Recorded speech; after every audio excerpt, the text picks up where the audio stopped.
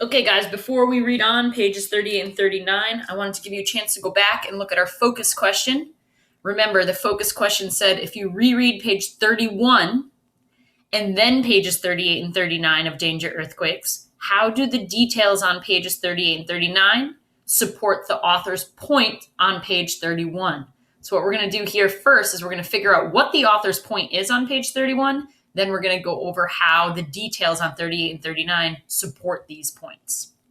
So let's reread page 31 quickly first to figure out what the point is. Alaska has more earthquakes than any other state. Alaska has a magnitude 7 quake almost every year. Earthquakes also occur in the central United States. In 1811, an 8+ quake shook the Mississippi Valley. It caused church bells to ring in Boston, nearly 1,000 miles away. Okay, so after reading this, I think that, there are many points here being made, but I think the most important one that we can figure out is that earthquakes also occur in the central United States, meaning in the center of the United States, because then it goes on to talk about how there was an earthquake in the Mississippi Valley. Now, so if the point on this page is to talk about earthquakes occur in the central United States, now we're going to go to page 38 and 39, and we're going to see how there are details on these pages that help support the point that there are earthquakes in the central United States. Okay, so here we are, page 38. Scientists use machines that can measure and record earthquake activity.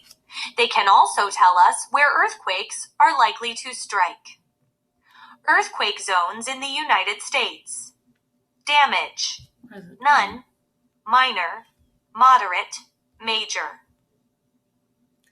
So if we look down here, sorry that was doing that, you'll see that the colors on the map stand for different types of damage throughout the United States. So no damage done is if it's yellow. Minor, which is this color here, is like an orange. Moderate's a bit darker orange. And then major damage, meaning heavy damage, a lot. You'll see there's a lot of major damage happening in California over here, which we already knew, and in Alaska up here. So you see, as you get closer to the central United States, it looks like the damage is getting more minor. So that's why the color is getting lighter. And let's read page 39, then we'll talk about our focus question one last time. But they cannot yet tell us exactly when, where, or how big an earthquake will be. Okay, so that was page 38 and 39. We notice that even though in the central United States, the damage here is mostly not very major. So if we go back, we'll look at our map key again. Oops, not that page. If we look at page 38, our map key says that there's mostly minor damage that's happening in the central United States, which is like this area right here. We see a little bit darker here, which means there could be a couple more earthquakes.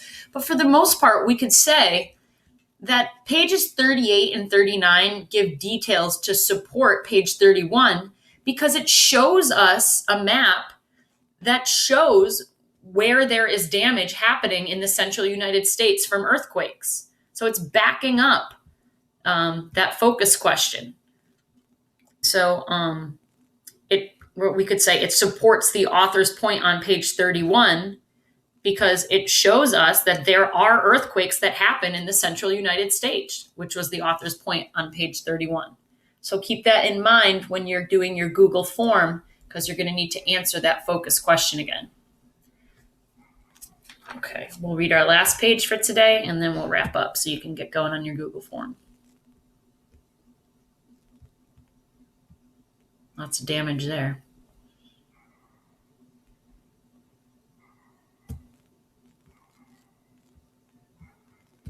Here is what to do if you are in an earthquake. If you are indoors, stay there. Take cover under a sturdy table, desk, or bed. Stay away from windows, mirrors, and high cabinets. If you are outdoors, move away from power lines and tall buildings. Okay, guys, as always, reach out if you have any questions. Good luck with today's work. Take your time and proofread before submitting.